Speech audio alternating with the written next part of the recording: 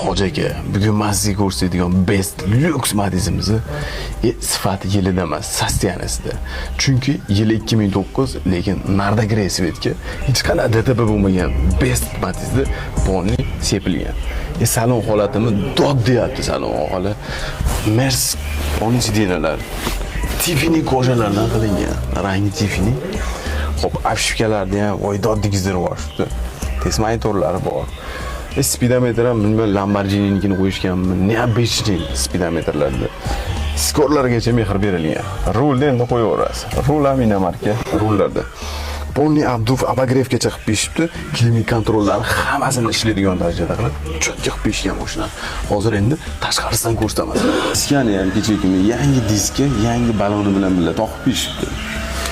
Buni bakoylarigacha qiziydigan Matiz ekan. Fara bu dunyoniki emas o'g'il. Bagajga usiltir kalonkani voy dod degandan qo'yishgan ekan. Hozir sizlar bilan birgalikda ko'ramiz. Hoca aka, Matizga beriladigan mehr qancha bo'lsa, shunchasini berilgan ekan. To'g'rimi, noto'g'rimi? Buni kommentariyada yozib qoldiring. Bu Nardagre bestimizni ponni shumka qilishgan ekan. Ishlari даже tomlarigacha shumka bo'lgan mashina ekan. Endi shu joyda bitta like bilan podpiskani bosib turing, men sizga narxini aytaman. Narxini 6 ming turishgan joylardan 5,5 mingga ko'ndirib qo'ydik. Kamiga bu dehqon o'zlari nomlaridagi o'zlari mashinalari siz bundan ham arzonroq sotib olsangiz bo'ladi. Bosinglar.